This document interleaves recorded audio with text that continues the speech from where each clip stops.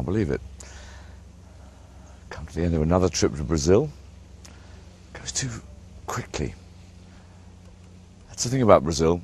It's not just a wine trip. You come here, and if you just look at the wine, you're missing half the pleasure, because Brazil, and particularly this part of Brazil up here, has got a fantastic culture which wine is merely one part of. And that's where this whole Italian thing from North Italy, from Veneto, from Valle, Trentino, all these places, that really matters up here, because they've got a wonderful North Italian view on eating and on life, which comes through all the time.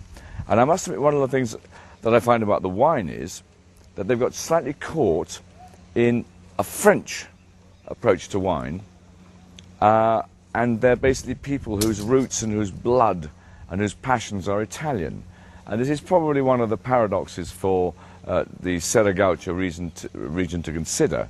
They've got all these grapes like Merlot, Cabernet, Cabernet Franc, Tannat, Chardonnay. They're all sort of Frenchy kind of things.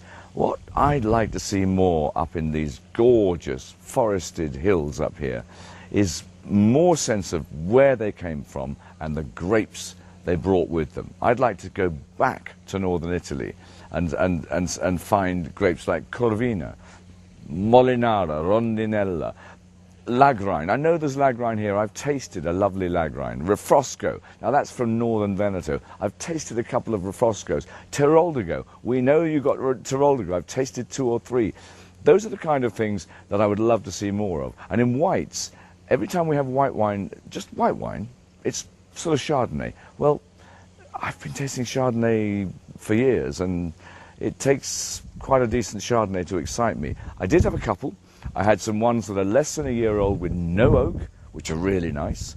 And I had one from the sort of Santa Catarina, whatever it's called, you know, Santa Catarina, right further north, which was remarkably good with oak. But in general, I do think the area needs to find some more white grapes to play with.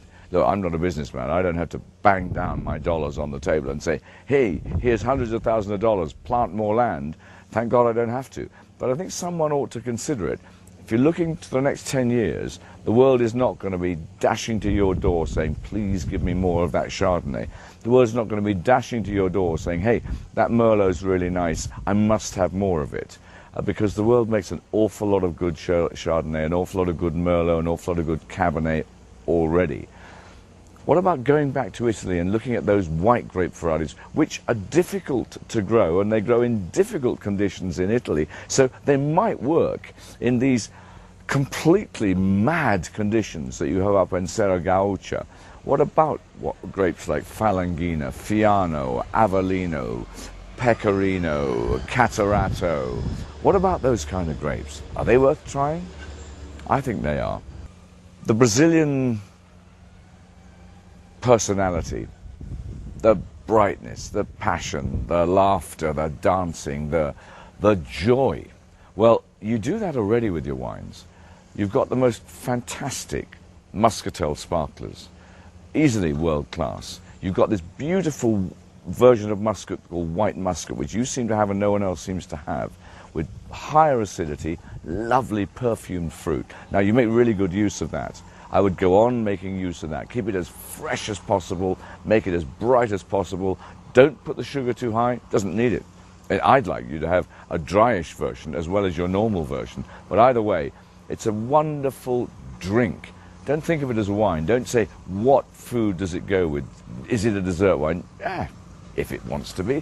What it is, though, is a drink. It's like a caipirinha. It's like a really good gin and tonic. It's a drink. That's what your sparkling muscat is, and that's how it should be sold. Your Charmat sparkling wines, the dry ones, made from Chardonnay and Pinot Noir, are fantastic. The quality that comes through in those at a low price is absolutely superb. Right round the world you find Charmat wines. They're almost always rubbish. Yours are really good. And then you've got champagne method, traditional method wines on top of that, which are even better. So the whole of your sparkling wine world seems to be in good nick, and by the look of it, going around the wineries, you're actually expanding sparkling wine production, intending to do more of it, I would say that's absolutely fantastic news. I don't think that Brazil has found necessarily its best vineyard areas yet. The Brazilian wine culture is a young one. Hey, there's nothing wrong with that. It's a great idea being young. Being an old one really gets in the way quite often. New Zealand, that's a really young wine culture. Chile, that's a really young wine culture. It's not old, it's young. Argentina, it's really young. Australia's only 30 or 40 years old. South Africa, the real South African wine culture, the one that makes lovely wine, 5 or 10 years old. So youth is actually great. And the thing about youth is you should be able to do whatever you want. Try out everything. So I'm slightly concerned about the way things like your DOs here are starting to close things down, saying, oh, you can only plant these grapes, like the Valle de Vinhedos has to be 60% Merlot to be in the DO there. Why? I mean, you say, oh, because Merlot's well adapted here. Fine.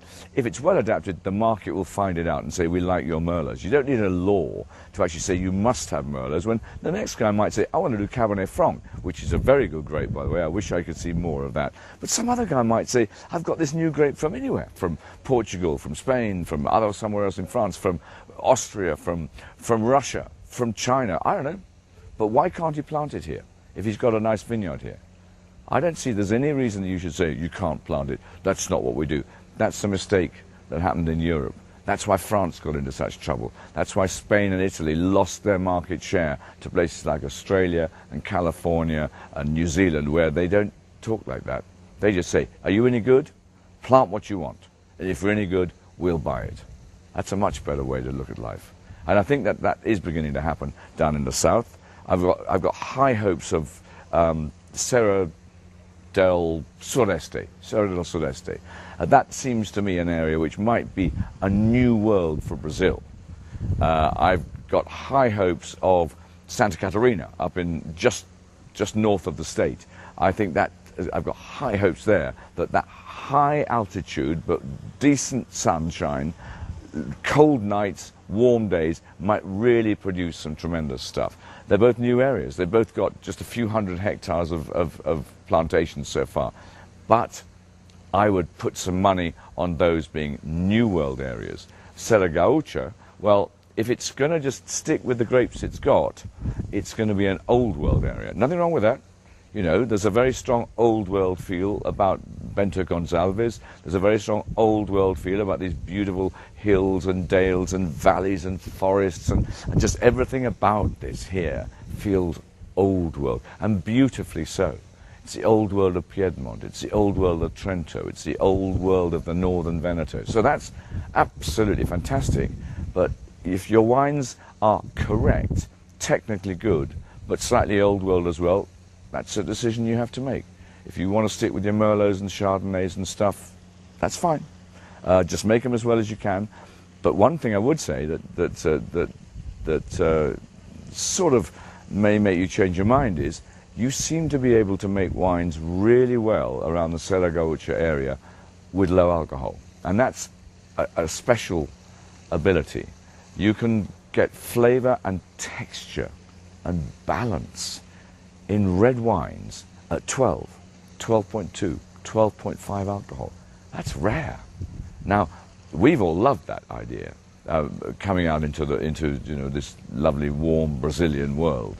But the mood around the world is that we want to drink more wine, but drink less alcohol. So if you can actually give us flavor and personality at 12.2, 12.5 alcohol, that's a fantastic achievement that you've got there, a fantastic ability. Now, is that Old World or New World? Well, it's actually Old World to drink wine at that kind of strength. That's what the guys used to do. Hey, they drank the wine at 11. They drank the wine at 10. You want to make some wine at 11 alcohol? Try it. But 12 will do at the moment for starters.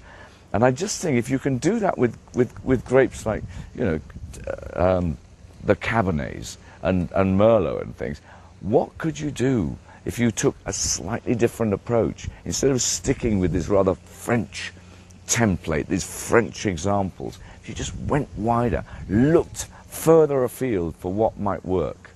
I'd love to come back in a few years' time and people to say, you know what, we've planted this stuff we found in Austria. You know what, we've planted some Czech grape. You know what, we've planted this North Italian stuff or this Portuguese stuff. Although I think Portuguese stuff is probably more suitable for the Serra del Sudeste and the Campagna, those kind of areas. But I would like to come back and find people saying, we've planted a few more grapes. Now, if nothing else, it'll keep your kids interested, because if you're making the stuff and you've got kids coming in and they want to be in the industry too, you've got to do something to keep them happy. And if you just say, you make more Merlot, you make more Chardonnay, they say, Dad, I don't like Merlot and Chardonnay. Just none of that nonsense. This is an Italian type family here, do what you're told. Well, maybe the kids will go off and work in Sao Paulo instead, and then you'll be sorry. Give them a chance. Plant some different grape varieties. And also, I think the winemaking could have a bit more imagination. I'm not sure that you're catching all the tricks here.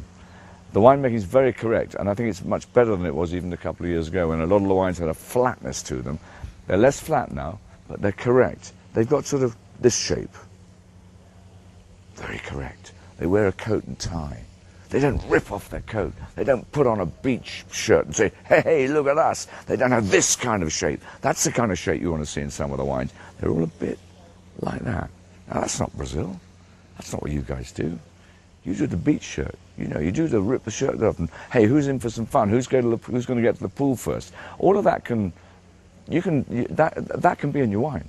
You know, the best Sauvignon Blancs in the world are the ones that make your mouth just drips with excitement when you drink these fantastically refreshing wines. And you don't think, let me put my suit and tie on and write a tasting note. Well, if you do, you're in the wrong business. What you basically think is, Jesus, I must get this bottle as cold as possible, find a girl I really fancy, and head for the pool.